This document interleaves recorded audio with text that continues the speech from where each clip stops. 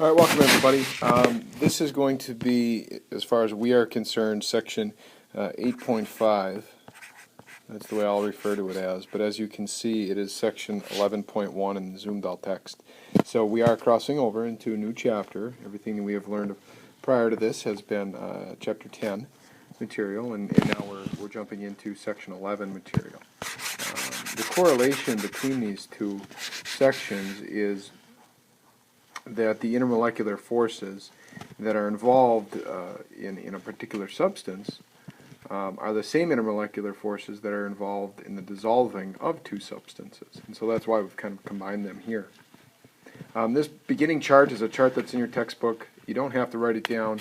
All it does is it shows you 6 different substances, 6 different solutions, and it shows you what those solutions are composed of. And it gives you an idea that we can have a solution that's a liquid, as we're probably most familiar with. And most familiar with those guys: soft drinks, carbonated water, seawater.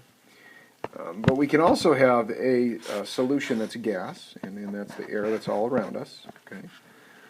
And also a solution, and that's kind of just a funny term, but brass, an alloy, right? An alloy is kind of a solution. Okay, we've got 2 solids that are mixed together. Probably the strangest of all of these would be the gas-solid solution that we see on the bottom, hydrogen and platinum. We talk about hydrogen gas and storage of hydrogen gas. Storing that hydrogen gas in platinum is one possibility. And this is strange. The resultant material that you would hold in your hand would be a solid. It would be a powdered-like solid.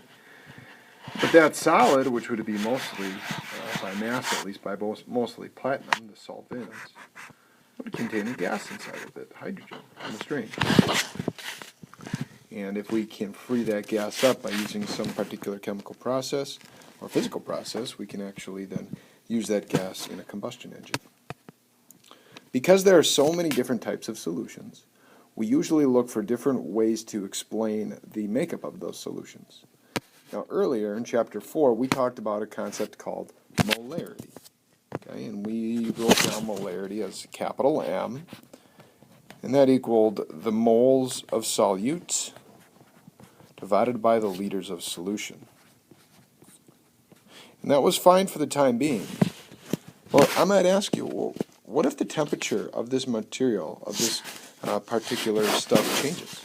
Does the volume of the stuff change? Sure it does. If the temperature of gas changes, the volume changes. So does that then change this number? And in turn, does that change this number? It might. So because volume is not a static quantity, is it the best quantity to use for concentration in all situations? Probably not. So we have 4 different solution composition things that we can take a look at that will help us define compositions of said solutions. The first one is the one you're most familiar with. That's molarity. That's nothing new. Number 2 is probably the one that you were most familiar with prior to coming to chemistry class. Weight percent. You notice this on the bottle of vinegar. Vinegar says it's about 6% solution. That means that there is 6% acetic acid per mass in the mass of solution. This is the vinegar. Okay, so that's the one used probably most often in industry. And here's 2 other strange ones that we're going to talk about today. The first one being mole fraction. As you can see in mole fraction, it kind of takes out all of those indirect units. It doesn't have mass in it, and it doesn't have liters in it, and it just counts total number of particles, moles and moles, which can be helpful. And the last one is something called molality. Molality. Molality equates the moles of a solute, so similar to molarity, but instead of looking at the liters of solution, it looks at the kilograms of solution. Or the kilograms of solvent, the kilograms of the solvent. So it gives us a different ratio, a different explanation of the solution composition. So quickly, we're just going to go over some examples. Here's mass percent. What is the percent by mass concentration of glucose in a solution made by dissolving 5.5 grams of glucose in 78.2 grams of water? Okay, if we go back, we will notice that we're going mass of solute divided by mass of solution. So the math is pretty simple here. We're just going to take 5.5 grams. Oops. 5.5 grams. Okay, divided by 78.2 grams plus 5.5 grams. Don't forget to add these two together for your denominator, because the denominator is not just solvent. The denominator is total solution. So if you do your math correctly and you plug that in, you're going to find a value of 6.6%. 6.6%. There you go. Don't forget to multiply by 100 to get a percentage at the end. All right, next, let's go to mole fraction. Mole fraction has an interesting unit, and we saw that when we talked about vapor pressure or Dalton's partial pressure in the gas law unit. Mole fraction is the moles of substance A divided by the total moles of solution. So let's look at an exercise here. We've got phosphoric acid being made by dissolving 8 grams of phosphoric acid in 100 mils of water. When we want to calculate the mole fraction of phosphoric acid, and assume water has a density of 1 gram per mil. Well, assuming that water has a density of 1 gram per mil, we know that we have 100 grams. Oh, let the cat out of the bag there, right?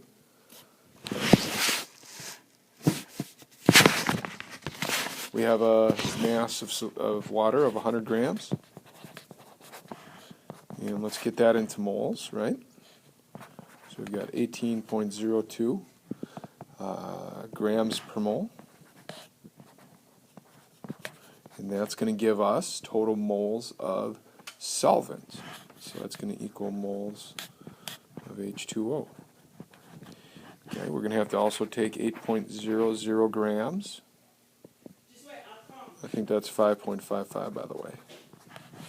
All right, that's moles of H2O. We also take 8.00 grams of the phosphoric acid. We'll call that PA. And then dividing that by 97.994 grams over 1 mole. And there we should get 0.0816, 0.0816 moles of PA. Okay. Now, in order to find mole fraction, we need to make sure that we add these two numbers up, and that is going to be my denominator. Okay. And then this number will be my numerator. And we should, if we do that correctly, find a total value of, I think I put it up there before, 0.0145. Notice this is not a percentage, it's just a mole fraction. Okay? So if we see a small number like this, we got to say that, wow, the bulk, the majority of that material is the solvent, as traditionally is the case. And finally, molality. This is the moles of solute divided by the kilogram of solvent. So we're going to go back to the phosphoric acid example.